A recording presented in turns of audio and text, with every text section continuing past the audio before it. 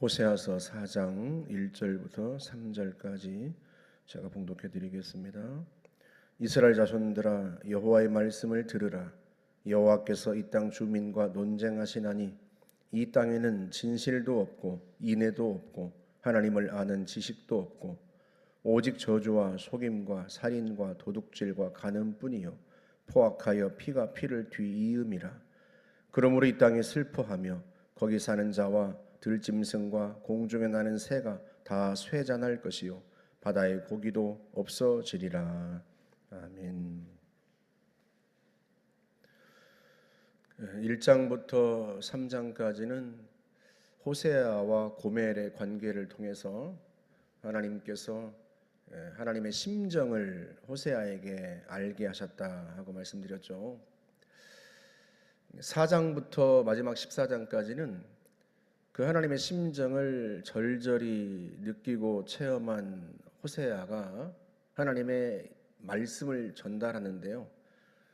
하나님의 말씀을 받아 전달한 9개의 예언이 등장합니다. 근데 이 9개의 예언이 다른 예언서에 등장하는 예언과 크게 형식적으로는 다르지 않아요. 죄에 대한 고발과 하나님의 심판에 대한 경고, 이렇게 이어지는데 문자적으로는 이사야서나 예레미야서나 다니엘서 이런 데 등장하는 예언과 크게 다르지 않지만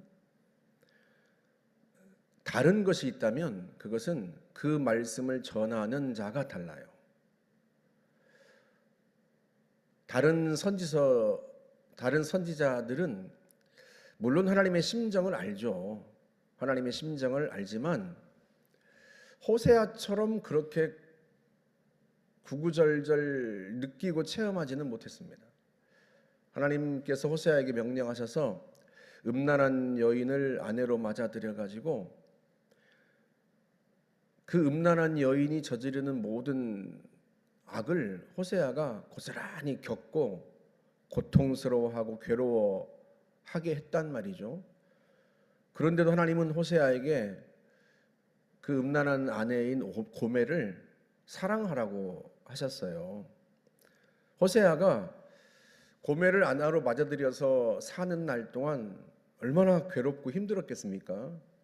아내가 날마다 간음을 저지르고 나중에는 도대체 어느 정도까지 몸을 망치고 살았는지 노예로 팔려가기까지 했단 말이죠. 새 아이를 낳은 여인인데 남편의 아내이고 새 아이의 엄마인데도 불구하고 그렇게 인생을 너무 막 살아요. 우리 같으면 이혼하면 끝인데 하나님이 데려다가 사랑하라 하시니까 끝까지 사랑해야 했는데 사랑하려고 하는 그 호세아의 심정이 어떻겠습니까? 하나님이 그냥 같이 살라고 한 게 아니라 어제 우리 3장 보았습니다만 사랑하라 하셨단 말이죠. 여러분, 그냥 사는 것과 그 사람을 사랑하며 사는 것은 완전히 다른 문제예요. 그냥 살면 무심하게 살아갈 수 있는데요. 사랑해야 하니까 그게 보통 일이 아니라는 말이죠. 그 속에서 느끼는 그 호세아의 그 고통, 괴로움, 이걸 하나님이 다 겪게 하시는데 왜 겪게 하신다고요? 호세아와 고멜의 관계가 하나님과 이스라엘의 관계와 똑같아요. 그래서 하나님께서 호세아로 하여금 하나님의 심정이 어떤지 끝까지 배신하고 반역하는 그 이스라엘을 포기하지 않고 사랑하는 하나님의 심정이 어떤지를 느끼게 하신 거란 말이죠. 호세아와 동시대에 사역했던 선지자들이 있습니다. 아모스, 이사야, 미가 이런 사람들이 다 호세아와 같은 시대에 선지자로서 사역을 감당했습니다만 호세아 같진 않아요. 하나님이 이렇게 호세아라는 사람을 통해서 이스라엘 백성들에게 하나님의 말씀을 전달하는 것은 하나님의 말씀이 죄악을 고발하고 심판을 경고하고 회개를 촉구하는 그 하나님의 심정이 어떤지를 구구절절 느끼고 체험하고 아는 사람을 통해서 전달하게 하셨다는 점에서 호세아서가 특별한 의미가 있는 예언서예요. 4장부터 이제 14장까지는 그렇게 하나님의 심정을 너무나도 잘 아는, 다른 누구보다도 그 고통과 괴로움을 잘 아는 호세아가 전달한 9개 예언인데, 우리가 읽은 1절부터 3절까지는 그 9개 예언의 서론이에요. 서론. 1절에 보시면 하나님께서 이스라엘 백성들과 논쟁하시죠. 따지시는 거예요. 근데 그 따지시는데 그게 화가 나서 따지는 게 아니라 사랑할 수 없는 사람을 사랑하는 그 심정으로 따지는 거죠. 그런데 뭐가 없어요? 이 땅에는 첫 번째 진실이 없어요. 에메트라고 하는 이 단어가, 진실이란 단어가 쉽게 생각하면 말과 행실이 같은 거, 그게 진실입니다. 신실한 거죠. 근데 이스라엘 백성들이요, 말과 행실이 전혀 달라요. 말로는 하나님을 섬긴다 하면서도요, 실제 삶은 하나님을 반역하고 거역합니다. 진실이 없어요. 두 번째 뭐가 없어요? 인애가 없습니다. 인애, 헤세드란 단어가 사랑이란 뜻인데요, 단순한 사랑이 아니라 언약적 사랑, 언약적 관계 안에서의 사랑을 의미해요. 그러니까 연인 간의 사랑이라기보다는 결혼 서약으로 맺어진 부부 간의 사랑을 의미하는 단어입니다. 근데 이스라엘 백성들과 하나님은 이미 언약을 맺었죠. 출애굽한 후에 모세가 이스라엘 백성들을 시내산으로 인도했는데요, 그 시내산에서 하나님과 이스라엘 백성들 사이에 언약을 맺습니다. 그래서 19장에 보면 하나님께서 이스라엘 백성들을 향해서 말씀하시죠. 너희가 내 말을 듣고 내 언약을 지키면 너희는 모든 민족 중에서 내 소유가 되겠고 너희는 내게 대하여 제사장 나라가 되리라. 너희가 내 말을 듣고 내 언약을 지키면, 그렇게 해서 어떤 언약인지 출애굽기 20장부터 나오죠. 십계명을 비롯해서 하나님께서 이렇게 살아라 하고 말씀하시는 내용들이 나옵니다. 그 말을 다 듣고 나서 모세가 이스라엘 백성들을 모으고 짐승을 잡아서 피를 내가지고 양푼을 담아서 반절은 제단에 쏟고 반절은 백성들에게 뿌리고, 그렇게 해서 하나님과 이스라엘 백성들 사이에 언약이 맺어져요. 그래서 모세가 그 피를 언약의 피라고 그렇게 부릅니다. 하나님과 이스라엘 백성들 사이에 언약이 맺어진 거예요. 그래서 하나님이 이스라엘 백성들에게 가나안 땅을 주고 그 땅에서 하나님 선물로 주신 거죠. 언약에 대한 선물입니다. 선물로 주시고 그 땅에서 살게 하신 거예요. 그렇게 언약으로 맺어진 관계이기 때문에 이스라엘 백성들이 어떻게 해야 돼요? 하나님을 사랑해야 합니다. 그 약속을 지켜야 해요. 그런데 그 약속을 지킵니까? 지키지 않습니다. 하나님께서 이렇게 살아라 하고 명령하신 그 언약들을요, 율법들을 지키지 않아요. 왜 지키지 않아요? 세 번째, 하나님에 대한 지식이 없어요. 신명기 31장에 보면 모세가 제사장들과 레위인들과 이스라엘 장로들을 불러 모으고 그들에게 이렇게 말합니다.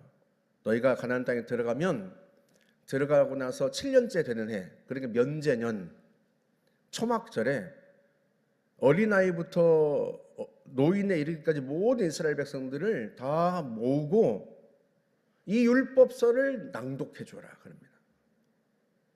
왜 모세가 7년마다 백성들을 다 모으고 율법서를 낭독해 주라고 해요? 그들이 하나님을 알아야 하니까. 하나님 어떤 분이신지, 그분이 행하라고 하시는 게 무엇인지 매년 모으라고 한 것도 아니에요.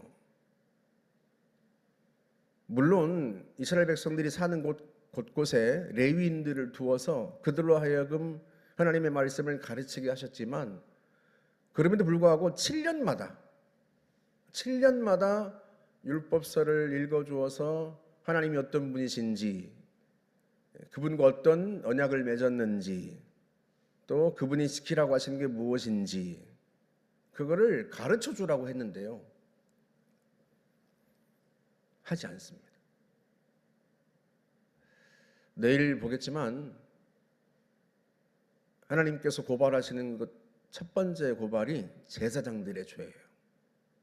이스라엘 백성들을 하나님께로 잘 이끌고 하나님 어떤 분이신지 알게 해야 할 제사장들부터가 타락했어요. 그런데 하나님을 아는 지식이 있을 수가 없죠. 그러니까 이 진실과 인애와 하나님을 아는 지식이 없다 보니까 2절 보세요.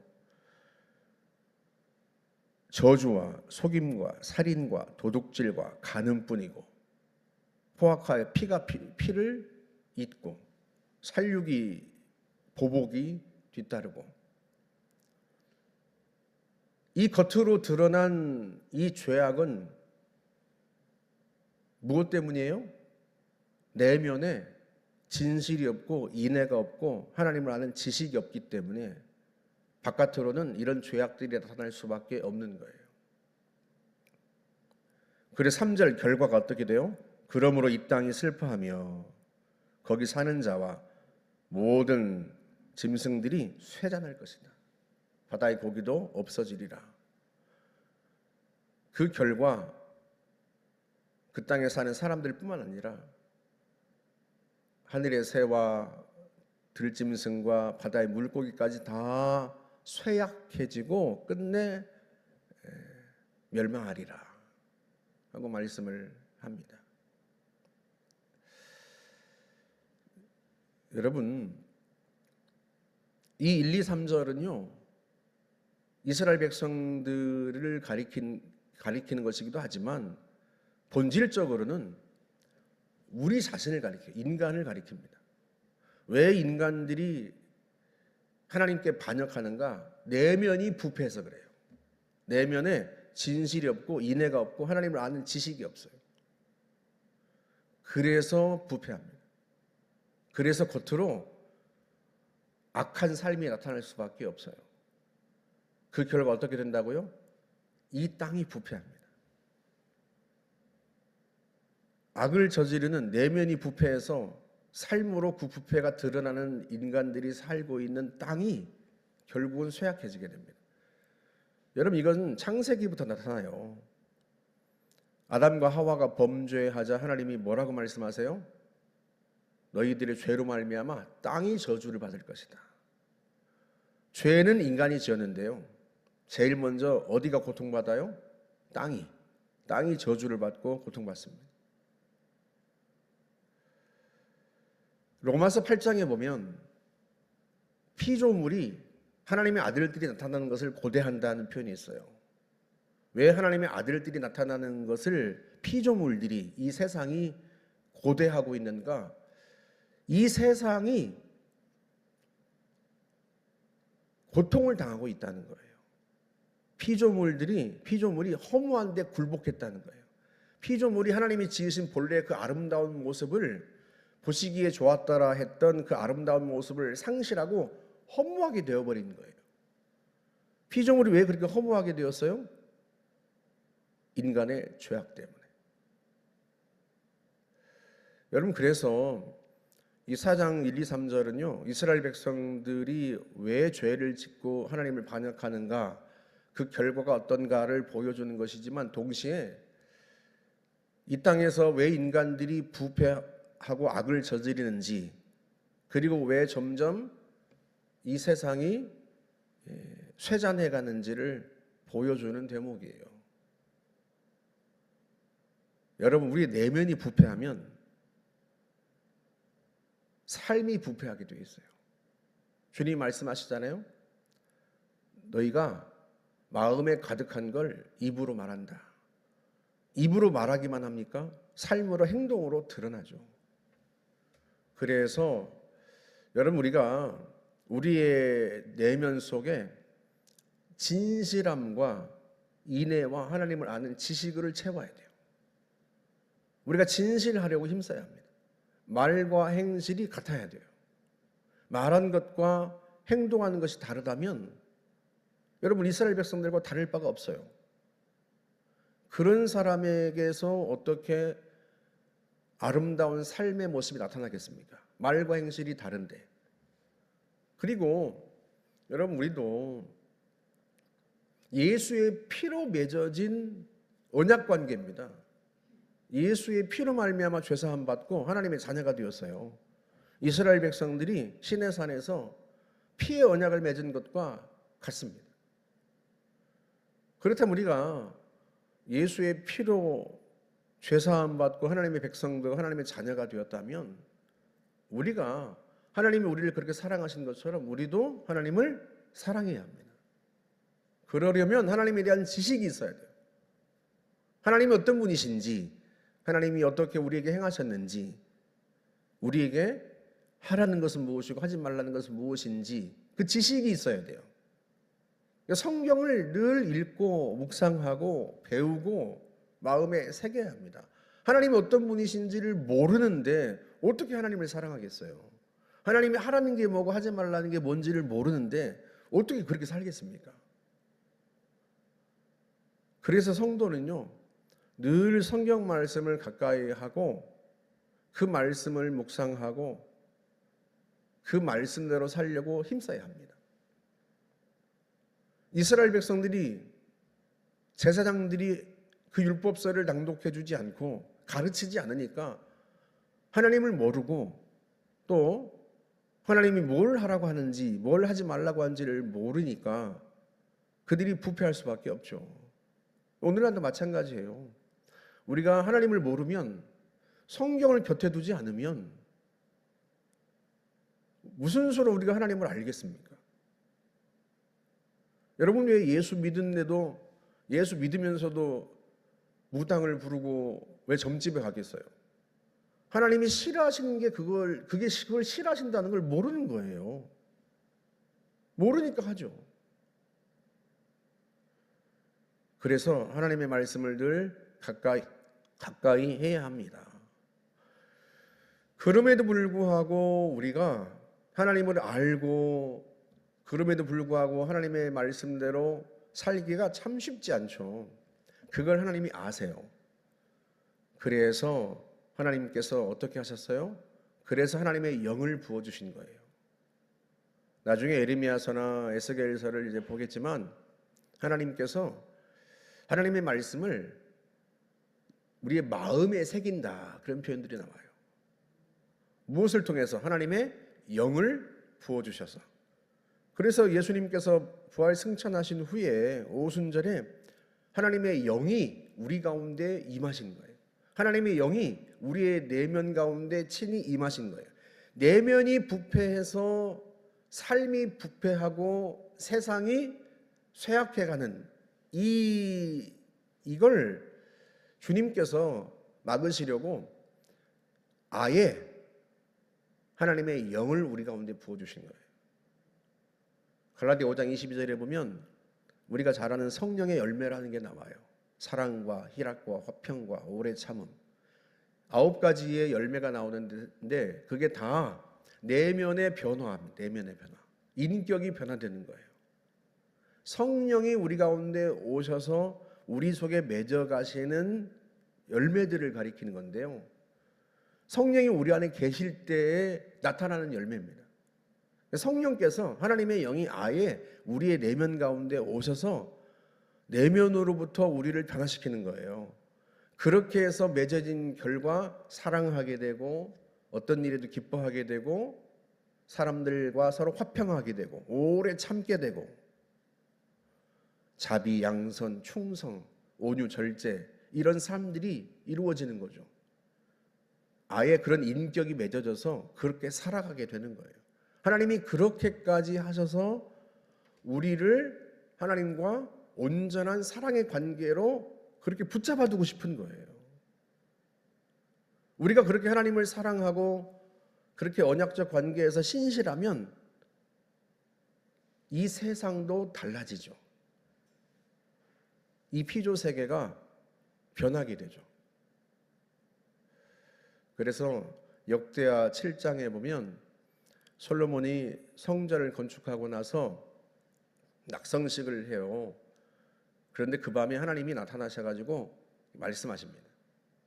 하나님 뭐라고 말씀하시는가 하면, 내 이름으로 일컫는 내 백성이 그들의 악한 길에서 떠나 스스로 낮추고 기도하여 내 얼굴을 찾으면 하늘에서 내가 듣고 이 땅을 고칠지라 하고 말씀하세요. 하나님께서 주신 축복이에요. 그게 우리가 회개하고 우리가 하나님의 얼굴을 찾으면 하나님께서 뭘 하신다고요? 땅을 고쳐주신대요. 땅을. 그래서 여러분, 우리가 하나님의 영으로 충만하기를, 성령으로 충만하기를 늘 사모하고 기도해야 합니다. 그렇게 해서 우리의 내면이 변화되고, 그 내면의 변화를 통해서 삶이 변화되면 우리가 사는 땅이 바뀌어요. 우리가 세상 전부를 다 바꿀 수는 없어도, 우리 한 개인이 그럴 수는 없어도 내가 사는 땅, 내가 딛고 서는 가정, 내가 딛고 서 있는 직장, 내가 딛고 서 있는 교회, 그 땅이 바뀝니다. 그 땅이 고쳐져요.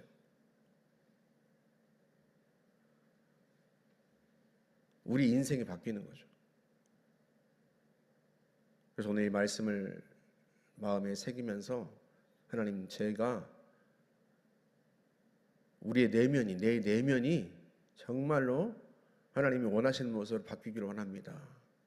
진실하고 사랑하고 하나님을 아는 지식으로 차고, 이를 위해서 하나님의 영을 부어주셨으니 하나님의 성령을 더욱 충만하게 해주십시오. 기도하고 그 성령으로 충만하여서 우리가 하나님을 온전히 사랑하고 이웃을 사랑하고 섬기면 우리가 딛고 서 있는 가정과 또 직장과 또 우리가 사는 땅이 바뀔 것을 믿고, 하나님 그렇게 해주십시오. 기도하는 새벽이 되시기를 주의 이름으로 축복합니다. 함께 기도하겠습니다. 하나님 감사합니다. 술 취하지 말라, 이는 방탕한 것이니 오직 성령의 충만함을 받으라 말씀하여 주시니 감사합니다. 하나님의 영을 우리 가운데 부으시고 하나님의 성령으로 우리가 충만하기를 원하신 주님, 우리가 늘 성령의 충만함을 구하면 주님은 우리에게 주의 영으로 충만하게 하시고 우리 안에 가득한 성령으로 말미암아 하나님의 심정을 알고 하나님의 마음을 알게 하실 줄 믿습니다.